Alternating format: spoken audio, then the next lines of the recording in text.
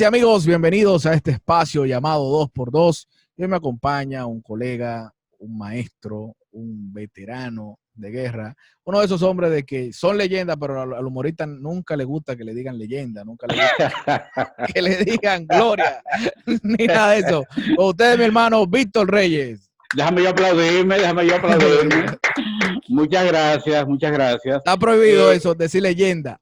No, hombre, ¿quién dijo? No, hombre, no. Lo que pasa es que se oye como si ya uno hubiese pasado. Y tú sabes que el humorista, igual que el político, nunca se retiran. Uno a veces está en pausa, pero no retirado. Ok. ¿Cuántos años ya, Víctor? Mira, yo inicié como aficionado en el 1984, pero yo entro verdaderamente a la televisión ya en el 87. O sea que duré unos años empujando, pero logro ya en el 87 empezar a trabajar en el show de Luisito y Anthony como guionista. Luisito me pagaba de su sueldo porque yo todavía no estaba nombrado en Televisa, sino que los 15 y los 30 él me sacaba a mí un dinerito te sacaba que algo para mí aparte. era mucho. Para mí era mucho, porque en ese tiempo el dinero valía mucho. Yo vivía en una casa donde yo pagaba 100 pesos y esa casa ahora debe cobrar unos 15,000 pesos de alquiler. Uepa. O sea que el dinero era mucho en ese tiempo. Uepa. Pero tú antes de eso, según tú me habías dicho, tú hacías cosas con grupos de teatro. Yo me inventé un cuadro de comedias. Nosotros ensayamos en mi casa y fuimos al gordo de la semana y nos preguntaron, ¿ustedes son profesionales? Dijimos que sí. Pero Los mineros al fin. Sí, teníamos un comediante que era muy bueno, Julio de León, en paz descanse, que yo sabía que cuando Freddy viera a ese muchacho, se iba a enamorar de él, porque el muchacho tenía una capacidad para hacer reír, incluso físicamente, él tenía la habilidad de mover la quijada cuando estaba llorando, cuando estaba bajo presión, y tenía una voz muy cómica, y eso fue así. Y yo fui, nos presentamos el gordo de la semana, y yo iba con la idea de pedirle a Freddy que nos diera un chance. No tuvimos que pedirlo, ahí mismo en el público, o sea, frente a las cámaras, él me llama a mí, que el director que venga, y nos pide que fuéramos al gordo de la semana llevando una comedia cada 15 días. Eso fue para nosotros grandísimo, que el maestro Freddy Verajoico nos pidiera a nosotros una comedia para su programa, y eso fue, imagínate tú. Entonces, pero ¿esa comedia la hacían ustedes solo o integraban también a los mismos actores del cuadro de Freddy? No, porque todavía Freddy tenía la comedia gorda, sí. Ahí estaba Nini Germán, y ahí estaba él, pero fuimos nosotros como comediantes a llevar esa comedia. Lógicamente, en la segunda presentación, Freddy me dice, yo quiero que tú me integres en uno de los guiones. Nosotros teníamos ya un guión ensayado, donde yo hacía el papá de una de las muchachas que estaba con nosotros, y entonces ya ese guión lo teníamos ensayado, y cuando yo se lo llevé, era fácil para Freddy, porque esa gente no leía un guión, sino que tú le explicabas una idea. Nosotros sí nos lo aprendimos con pie, tú sabes, pero con Freddy no había que hacer eso. Freddy tú le decías, mira, la idea es esta, tú eres el papá, ella tiene un novio, tú no se lo aceptas, entonces tú entras aquí, y ya eso era fácil, eso era pan comido, eso fue un palo. Nosotros dimos un palo con esa comedia, hasta tal punto que la próxima semana Freddy nos dice, me llaman a mí, que ya nosotros íbamos a estar fijos en el gordo de la semana. Pero, oh Dios, tú no sabes que el comediante principal no sabía leer correctamente, era un muchacho empírico con poca escuela, y entonces Freddy se da cuenta cuando nos pasa el guión que Julio de León no tenía esa capacidad. Wow. Y así como llegamos, así mismo nos fuimos. Pagó el grupo, pero pagó el grupo entero por él. Sí, porque es que él era la estrella. Ese muchacho era la estrella. Yo era sencillamente que escribía la comedia, pero ese muchacho tenía una capacidad. Luego lo rescata René Fiallo a Julio de León, y luego nosotros lo usamos cuando yo entro ya a la televisión unos años después. Yo lo meto al show de Luisito y Anthony en la selva. En la selva él hacía el papel de Salenco. Ah, ok, él era Salenco. Sí, oh, exacto. Wow. Ok, ahora lo identifico, ahora lo identifico. Sí. Vaya, vaya.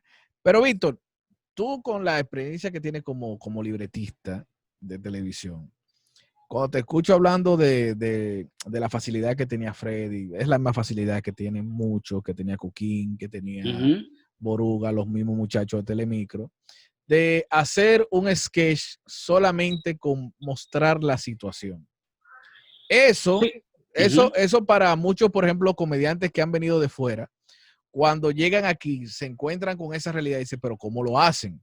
Exacto. ¿Cómo lo hacen? Yo sé que todo está basado, todo descansa sobre los hombros del comediante, en el sentido de que el No, no, comediante, no, pero si la idea no es buena, no, no, ok, pero por ejemplo, que tú no tienes que no hay un parlamento que él tiene que aprenderse y eso. hay ideas que se dan, hay ideas, hay palabras, hay cosas que sí. Por ejemplo, esas comedias de enredo de situaciones, él tiene que aprenderse un sinnúmero de cosas. Por ejemplo, yo hice una comedia que se hizo libre en el punto final, donde Nani estaba vendiendo un carro y ella se Ok, sentaba encima del letrero de se vende y el se vende entonces lo tenía en el trasero. Y el ok. que iba a comprar no sabía lo que iba a comprar, entonces él le preguntaba por qué usted lo vende. Y dice, bueno, Ok, porque el marido mío no le está dando uso. Entonces, esas palabritas y eso sí, esas cosas, ahí se lo aprendí, eso sí tenía que aprendérselo, claro. claro que sí, claro que sí. Pero lo que te digo, no te lo digo por los libretos tuyos, te digo porque se volvió una costumbre.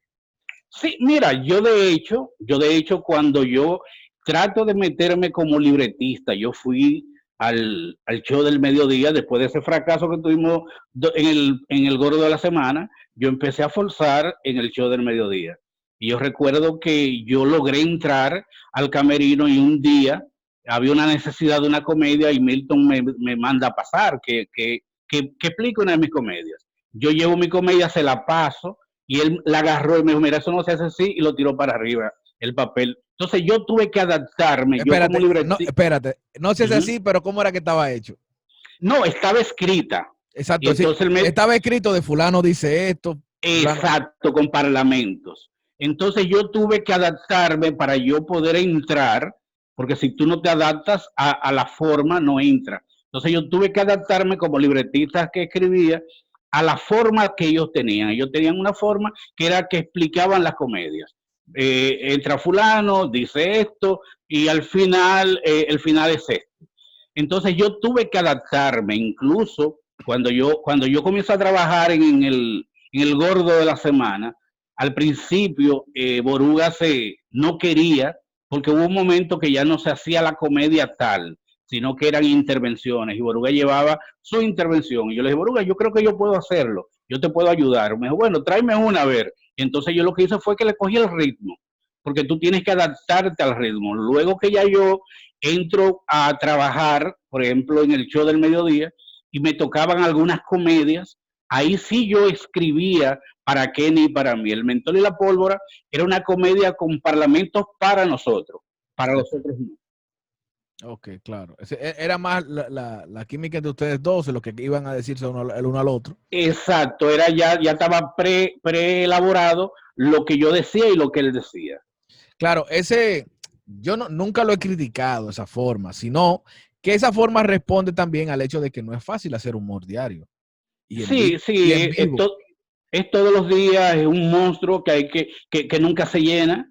Y más, mira, yo tenía a veces que trabajar para el Gordo de la Semana, para Punto Final, para el show del mediodía, para el show de Luisito y Anthony, que debo mencionar a Luisito. Luisito sí escribía sus comedias. Ok, Lógicamente, él se la leía a los comediantes. No tenían ellos que aprendérselo al pie de la letra, pero él sí se la leía de su papel. Él escribía en su casa y lógicamente como él era libretista y sus personajes eran principales, ya él sabía lo que iba a decir. Ya él tenía prepensado y preescrito lo que él iba a decir. A los otros, él se lo ponía para que entraran y dijeran algunas cosas. sí, pero por ejemplo, yo, que era uno de mis programas favoritos, yo creo que ha sido el mejor programa mejor producido de la historia del humor dominicano, Uh ha -huh, sido el uh show de -huh. Luisito y Anthony. Exacto, Pero era un humor sin titubeos. Me explico. Si todo lo que se decía en un sketch era necesario. exacto. Es decir, era compacto, resumido y directo al punto. Sí. Así es, así es. Luisito, Era un programa con ya un humor muy elaborado. Mi compromiso era llevar 5 comedias a la semana y de esas 5 comedias Luisito la veía, al principio me tumbaba muchas, pero luego me la fue aceptando, me fui ganando el respeto y ya yo pasaban casi todas mis comedias. Pero es así como tú dices, era algo muy puntual, se trataba de trabajar más con lo visual que con lo que se decía. sí. Tratábamos de imitar un poco, de parecernos un poco al show de Benny Hill. Ok, ok. Pero sí, era muy, al ser muy compacto, un capítulo del show de Luisito y Anthony fácilmente tenía como algunos 50 chistes, 20, Exacto. sí, sí, corto. Como 40, no, 40 minutos. No, cortos tenía mucho. Sí, Era corto un tenía, programa. porque por ejemplo, yo recuerdo que hacían una sesión de unos chistes que, no, que duraban como 5 segundos, que eran Saluditos. saluditos. Que Eso lo escribía yo. Bueno, si eso te hubiese agarrado, si TikTok hubiese existido en ese tiempo, fuera lo más viral. Exacto. Porque Entonces, eran chistes de 5 segundos. 5 segundos. De hecho, yo lo voy a retomar. Yo voy a agarrar el bumper que anda por ahí y yo voy a hacer los saluditos para mi canal. ¿No? Porque eso es rescatable. Y para redes como TikTok, que son de cosas breves, rápidas, funciona, te digo, era algo tremendo. Y uno llegaba al otro día al colegio relajando con lo mismo y eso. Claro, claro. Mira, por ejemplo, fíjate cómo se hacía el show de Luisito y Anthony. Los lunes se hacía estudio. El estudio era la parte donde ellos se juntaban, hacían algunas intervenciones y luego pasaban a la cárcel. Eso era el lunes. El martes íbamos a la selva. Íbamos a grabar a Eso Boca era Chica o al Botánico. en el Botánico. Sí, hay muchas cosas. Y los miércoles o los jueves estábamos metidos en el Hispaniola grabando todos esos cortitos que ya se veían. Los saluditos. Sí. Bueno, sí. O sea, un programa de 1 hora teníamos 3 días para grabarlo. Pero bien producido, bien producido. Era muy bien producido. Aparte de los saluditos, ¿qué otra sección era tuya? Así fija ya que se No, es que escribíamos todos, o sea, escribíamos todo. Lo que pasa es que llegó un momento que los saluditos yo me lo eché encima. Eso fue un invento de Luisito, pero llegó un momento que ya los saluditos yo me lo eché encima, pero también yo escribía para la selva, yo escribía para las comedias libres, o sea, todos llevábamos, nos sentábamos ahí, ¿qué tú tienes? Yo tengo esto, tengo aquello, y entonces Luisito escogía lo que le gustaba. Yo tenía la habilidad de inventarme muchas cosas en el momento, y Luisito me decía, tú eres muy bueno inventándotela, por escríbela, y Luisito, me estaba ocurriendo ahora. Entonces, era muy metódico, Luisito, muy. Sí, era muy metódico, pero habían cosas que a él le gustaban. Él me decía, pero es que tú te la estás inventando ahora. Y bueno, es que tengo la capacidad de escribir, de inventármela ahora. O sea, el mismo ambiente. Tú llegabas a un ambiente y tú veías una llave que estaba a la altura, por ejemplo, de la cintura, y tú decías, mira, si sentamos aquí a un actor y abrimos la llave, va a parecer que está orinando. Y eso era gracioso. Si tú encontrabas un palo ahí, tú decías, no, pero con ese palo podemos agarrar, por ejemplo, que el palo pase en cámara y luego se ve el palo solo, porque otro lo va a recibir por allá. Entonces ese tipo de humor a Luisito le gustaba mucho. Sí, claro, Luisito tenía una que me gustaba mucho, que era, y era muy, luego yo incluso llegué a escribir un artículo filosófico sobre los personajes de Luisito. Okay. A mí me encantaba Joe el rockero. Sí. Porque era el enunciado de que las apariencias engañan. Exacto. De hecho, de las apariencias engañan. Él tenía un segmento en TV Todo que se llamaba así, las apariencias engañan. Sí, bueno, Luisito incluso decía que nosotros que hacemos humor creamos percepciones, que nosotros podíamos incluso enseñar a delincuentes a robar, porque nosotros hacíamos un sinnúmero de comedias donde nosotros dábamos pistas de cómo hacer cosas. Y luego él se creó un programa que se llamaba Las 1000 caras del engaño. Las 1000 caras del engaño. Yo quedé de mandar algo ahí que me pasó una vez. Mira, y sí, y tenía un trasfondo, porque por ejemplo, ahora que tú dices eso de enseñar a robar, pero era la comedia de Mickey Jacobo, era maquiavélica. Sí. Era cruel, ¿no entiendes? Era como el peor lado de la venganza. ¿Sí? El último deseo. Sí, es así. Mi último deseo. Eso generalmente lo escribía Luisito. Eso era buenísimo. Eso era cine. Yo te puedo decir que nosotros en el show de Luisito y Anthony hacíamos cine para televisión. Sí, era una cosa demasiado. Las tomas de cámara eran de cine, era Luisito que perseguía mucho eso. Wow. Entonces luego que ya sale ese programa, entonces tú comienzas a trabajar en De Remate también con Luisito de inmediato. No, cuando Manolo Tejeda Sí. pasa del show del mediodía a trabajar con Corporán, Luisito me dijo ese domingo, porque yo iba todos los domingos a las 10 de la mañana a la casa de Luisito a llevarme el libreto, me dijo, se te dio, hay un hueco, entonces ahora tú vas a entrar, ya yo no soy que te va a pagar, ahora te va a pagar Televisa. Ahí yo comienzo a cobrar y yo ya dejé de dar clase porque yo daba clase ya con lo que me pagaban el show del mediodía, yo reunía lo que cobraba en 3 trabajos. Okay. Entonces yo entro ya en el 90, 20 de noviembre del 1989, por eso digo que fue en el 90, entro ya al show del mediodía. Ok, tú entras al show del mediodía, pero digo cuando ya sale del aire el show de Luisito y Anthony. El show de Luisito y Anthony sale ya porque Luisito comienza a producir mucho dinero en de remate. Entonces se va Era de remate. tanto dinero que producía de remate que no valía la pena esforzarse tanto para hacer un programa de 1 hora. Y ya Luisito dijo, señores, tenemos que soltar el show de Luisito y Anthony con dolor de nuestra alma porque ya este programa está facturando demasiado. Entonces tú te vas con él a de remate. Se dio algo que al principio yo no iba a estar.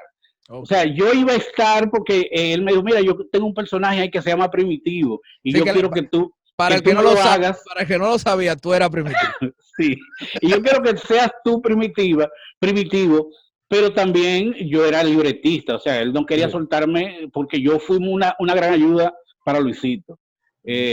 Cuando Luisito, yo y Angelita Curiel, la gente no sabe que Angelita escribía mucho.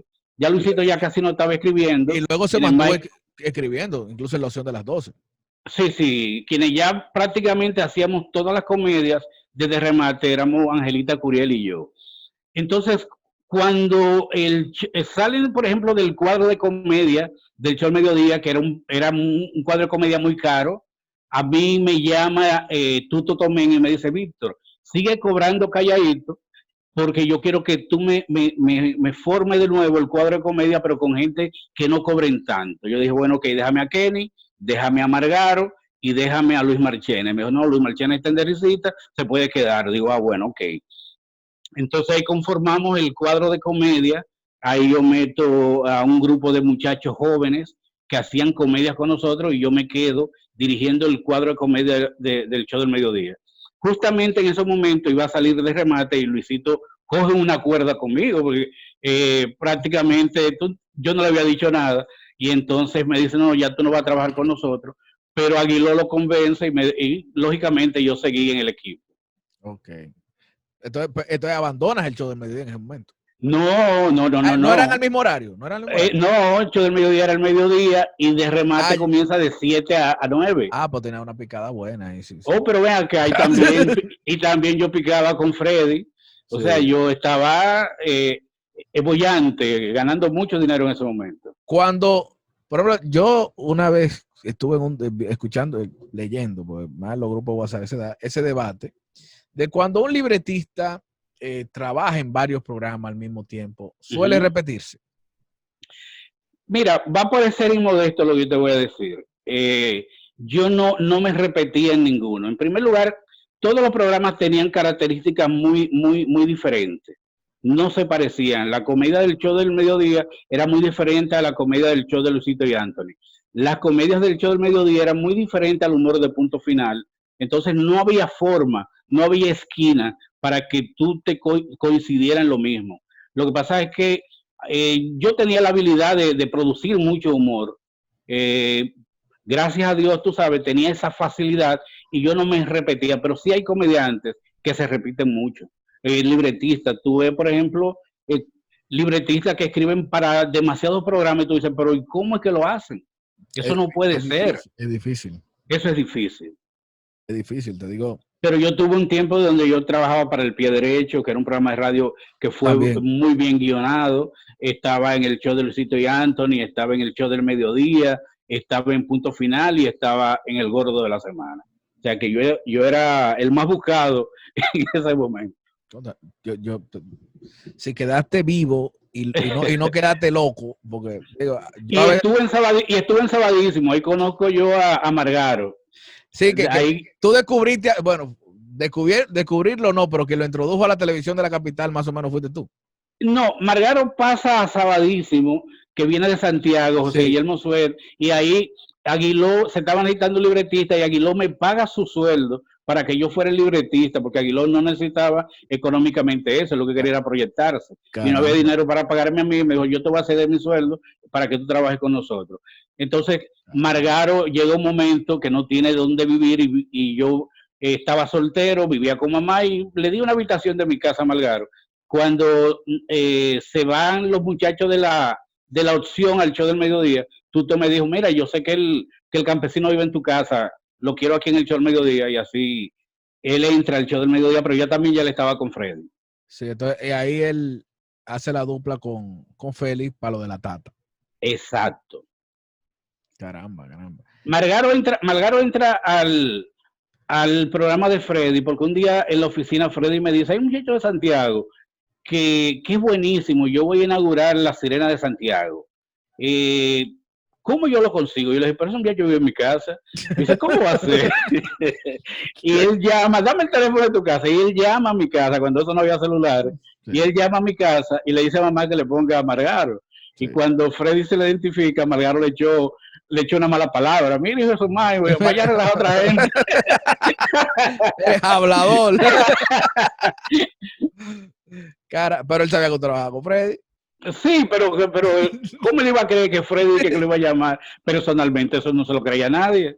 Ay. Y Freddy era así, Freddy era muy sí, particular. Sí, no, si Freddy era, bueno, él lo llamó porque ya no tenía tiempo, fácilmente Freddy se le apareció en tu casa. Así de la forma Freddy era el tipo que tú estabas en una comedia al lado de él, te agarraba el culo, ay perdón, para sacarte de vaina. Sí, Freddy era muy él, Freddy era un tipo con una energía muy fuerte.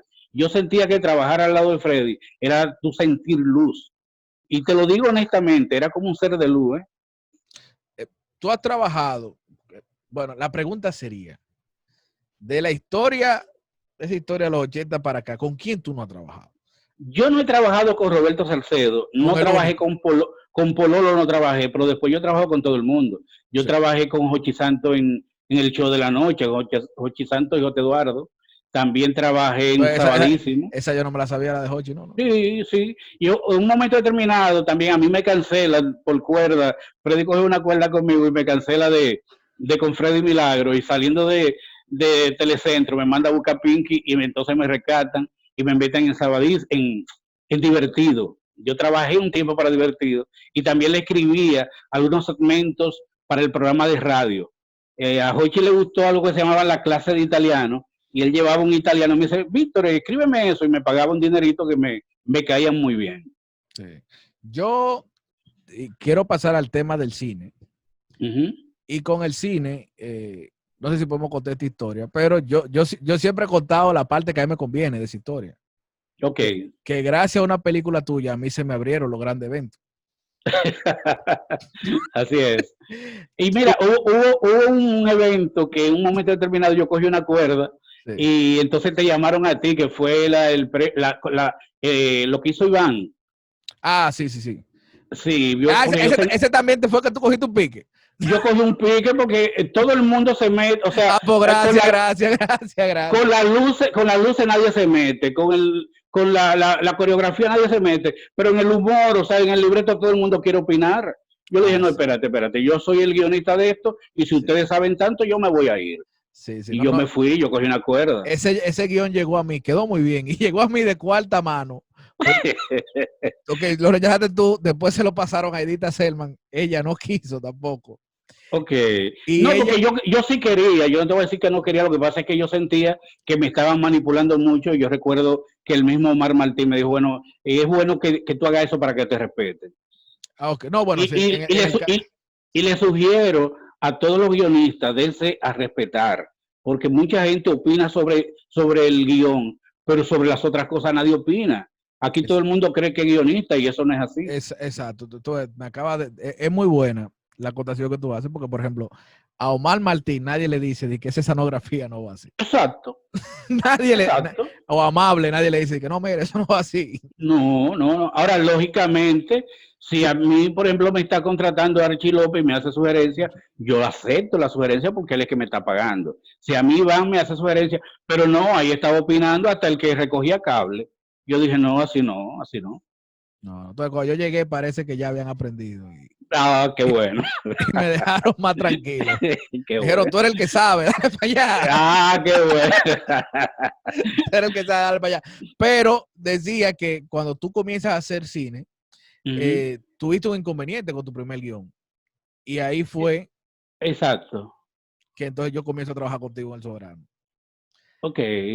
Sí, yo, por ejemplo, con un lío en dólares, Sí, yo fue tuve tu un primera película. inconveniente. Fue Sí, tu primer guión aceptado, pues tú habías escrito antes de eso.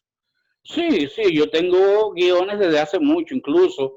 Yo soy uno de los que primero le pongo a Luisito en la cabeza que hiciéramos cine. Yo le decía a Luisito, pero eso que nosotros estamos haciendo, eso es humor de cine. Vamos a tratar de hacer una película con el concepto del show de Luisito y Anthony, quizás para televisión, pero una película. Incluso yo hice algo que tenía mucho que ver con Balbuena, cuando la crisis del 90 yo hice algo donde Balbuena iba a comprar gasolina y llegando a la fila se acababa la gasolina y él tiraba y entonces una gente que estaban ahí que lo veían incómodo, lo enamoraban, le decían, mira, nosotros no vamos yo, la que sí o qué, y pasaban un sinnúmero de cosas. Y yo le meto a Luisito en la cabeza eso. Lógicamente, a veces cuando tú estás muy cerca de alguien, no te oyen, pero sí entonces en un momento determinado, Ángel Muñiz se enamora a Luisito y le plantea la idea de Nueva York y sí se hizo cine. No, Que yo era uno de los que vivía diciendo a Luisito que podíamos hacer cine. y con el tema de la selva, ustedes llegaron a hacer cosas que eran como series prácticamente. Exacto, exacto. Vuelvo y te digo, yo tengo guiones escritos desde hace casi 30 años para cine. Yo tengo ahí una película escrita que fue mi primera y no es comedia, y la tengo ahí que si en un momento determinado yo la puedo hacer. La de la funeraria, la de la funeraria. No, no, esa sí, esa es comedia. Ok. Esa es comedia, pero yo tengo un guión primero antes de un lío en dólares, porque un lío en dólares yo la escribí para dirigirla. El indio la agarró y después no la quiso soltar. La agarró, pero bien.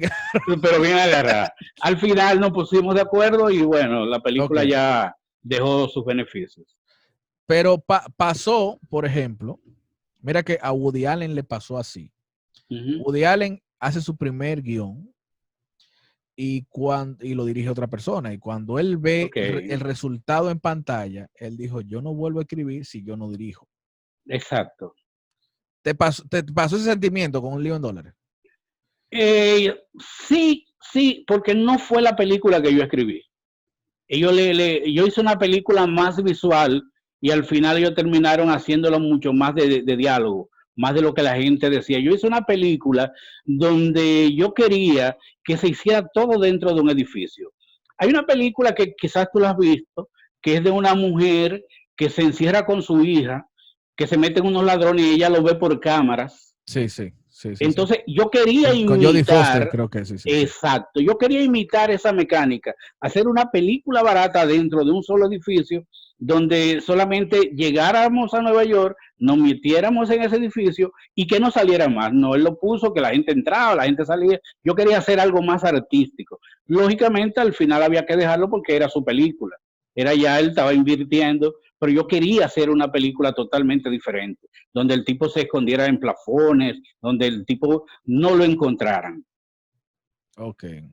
Entonces, ahí te digo, te da ese sentimiento y bueno, luego tú hiciste tu propia película, que fue Goodbye Sí, New York. pero luego de yo tener ese encontronazo, sí, viene lo que fue Tubérculo Gourmet. Que ahí, ahí te sentiste cómodo. Ahí te sentiste... Sí, muy valorado, muy valorado. Archie López agarró todo lo que yo puse y dimos un palo porque esa película no tuvo desperdicio. Todavía yo la veo como televidente y yo me río porque es una película que tiene demasiado humor. Yo traté a Tubérculo como una caricatura y para mí fue un gran reto porque yo decía al principio, pero una película con Tubérculo, cuando cuando Raymond me dice, hazme una propuesta, porque Tubérculo, si tú te pones a ver, era un personaje plano que no tenía movimiento. Tubérculo se para frente a un escenario. Tubérculo para mí es un personaje, un monólogo de stand-up.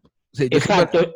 Yo siempre lo he visto así. Tú me copias. Entonces, Tubérculo es un monólogo de stand-up. Sí. No, porque no es como Tirso. Tirso tenía una historia, Tirso tenía una mujer, Tirso tenía entradas y salidas, tenía trama. Pero Tubérculo no tenía trama. Tubérculo es una rutina, sí. Una rutina. Exacto. Alguien que hace una rutina de lo que come. Exacto. Entonces, para mí fue un gran reto. Yo pasé esa prueba, ¿te entiendes? Yo le creé una familia, le creé un sinnúmero de cosas. Y la película, mira, yo te voy a decir algo, te voy a confesar algo. Yo traté de lograr un paralelismo que la gente no se dio cuenta. Yo quise parecerme un poco a Karate Kid en la parte 2, donde Pat Morita tiene un encontronazo con su mejor amigo por la mujer, por la novia que iba en Japón, y él tenía que volver a Japón. Fíjate que en Tubérculo son Tirso y Tubérculo, que son enemigos y están enemistados por una chiva. Fíjate que hay un paralelismo en eso. Sí. Entonces, y luego lo repiten con lo de los hijos. Exacto.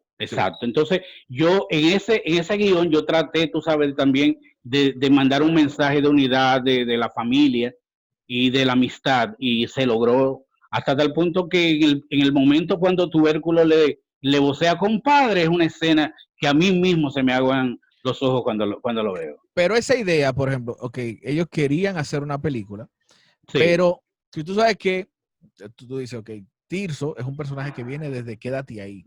Sí, desde antes de que Raymond y Miguel trabajaran juntos. Exacto. Tubérculo también, porque Tubérculo era parte de lo que era la Lotería del Campo. Pero esos dos personajes, yo creo que ni siquiera en el show de Raymond y Miguel se juntaban nunca. Al principio yo llevo la idea, pero no era con Tirso. Lógicamente era Miguel el personaje opuesto, pero no era Tirso. Después es que cuando llevamos a desarrollar el guión, yo llevé un guión enano, yo le llamo guión enano, a la comedia de 20 minutos, 20 páginas. Tenía su principio, su nudo y su desenlace. Yo se la llevo a Raymond y a él le encanta, le gusta, y me dice, vamos ahora para que Archie López la escuche. Archie López la escuchó y le gustó. Pero ese guión se hace un año después. Eso no fue después, no fue seguido, porque justamente en ese momento ellos se van para Nueva York a trabajar en la Mega, y eso como que se enfría. Y luego es que me llaman de nuevo, que Archie me dice, mira, vamos a hacer la película. Pero al principio no era Tirso, al principio era un amigo de Tubérculo. Un amigo así, de un entorno parecido. Hay cosas que no estaban, por ejemplo, cuando ya comenzamos a leer el guión, porque el guión se lee más de 50 veces, más de 40 veces, ya que estábamos en la etapa final, me dice Archie, méteme algo que agarre con los niños. Y entonces yo me invento el personaje del muchachito y lo engancho con los ladrones que ya estaban en el guión. Y eso también nos quedó muy bien. Ah, ok. Entonces ese niño sale a última hora, el niño que... En el guión, sale en el guión a última hora. Pero fíjate que es un personaje principal dentro de la película. Sí. Y eso pasa mucho en muchas cosas. Por ejemplo, yo tenía una comedia que se llama Ladrón de Placeres. Y cuando se pega... Tú lo hiciste en teatro esa, yo creo. Sí, cuando se pega Zoilo, que fue también una idea mía, cuando se pega Zoilo, que fue... nosotros hicimos Ladrón de Placeres, no, mentira, él no estaba pegado, Zoilo no existía. Hacíamos en Punto Final y él hacía un pájaro para Punto Final, y yo le dije, mira, yo tengo un guión, ¿qué tú crees si le metemos un pájaro?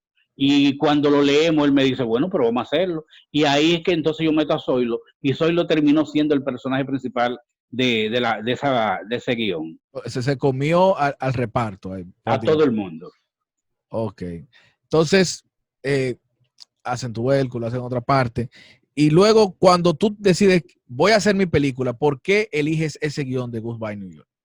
Ese guión no lo elegí yo. Ese guión fue un guión por encargo. Cuando yo escribí El Soberano junto con ustedes, me dice Michael Miguel, mira, hay un amigo que quiere hacer una película conmigo. Me lo presenta, me pagan un dinerito, yo hago el guión.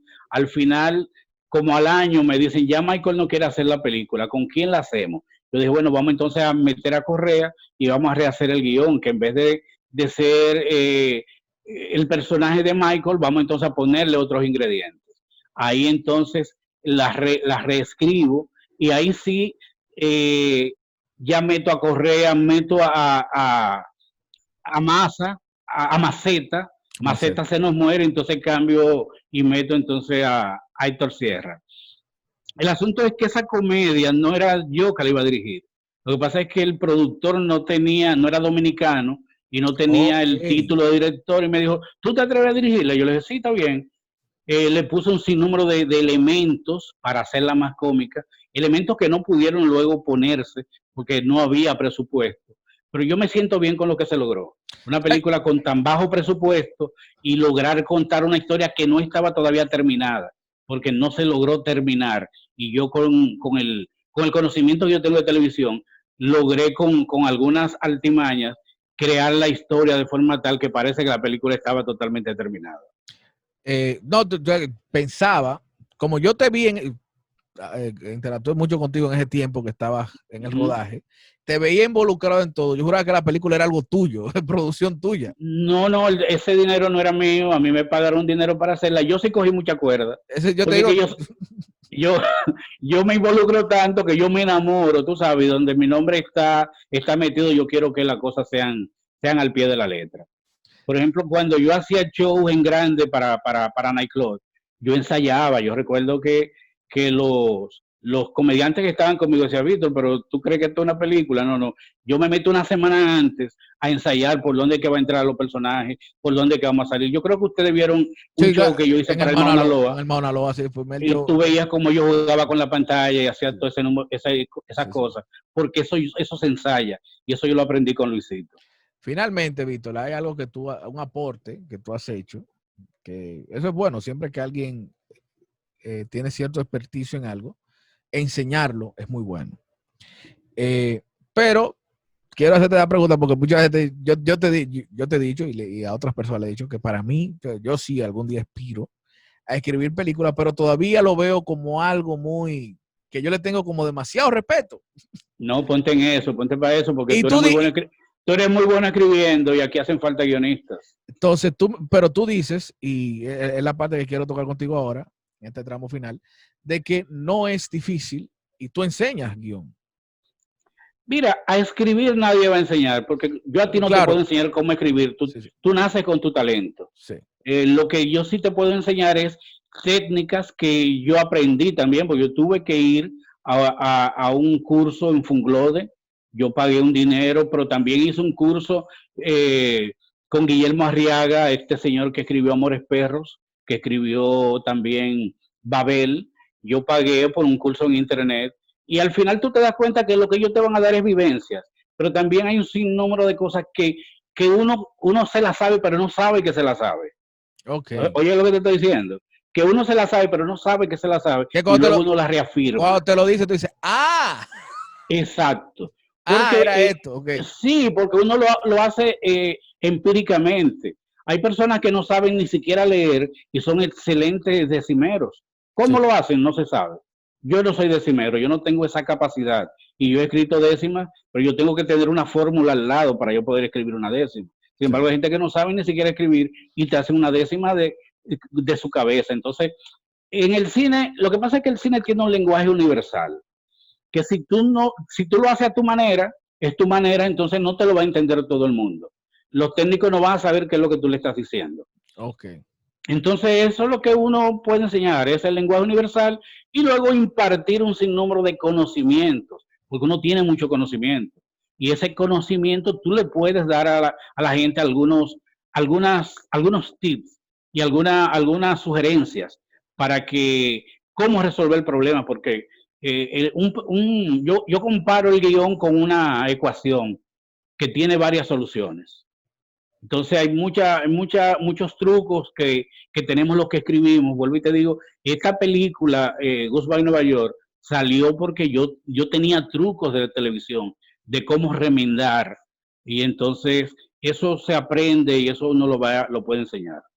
Pero en este tiempo, por ejemplo, ahora en la cuarentena, hay mucha gente que ha aprovechado para dar cursos. ¿Tú estás impartiendo en este tiempo? Si supiera que no, ahora no, yo estoy esperando. Yo sí he dado cursos online, pero yo prefiero más que sea presencial.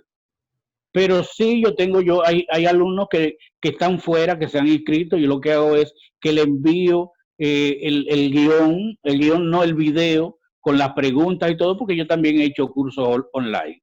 Pero me voy a poner a eso, porque esto no va a pasar por ahora. No, te digo, y no solo el tema del cine, porque a mí hay jóvenes que me han escrito buscando cómo aprender a escribir para televisión y para radio. Entonces, sí, no sé si está en tus planes también. Bueno, ya, mira, yo acabo de cumplir 60 años, ayer lo cumplí.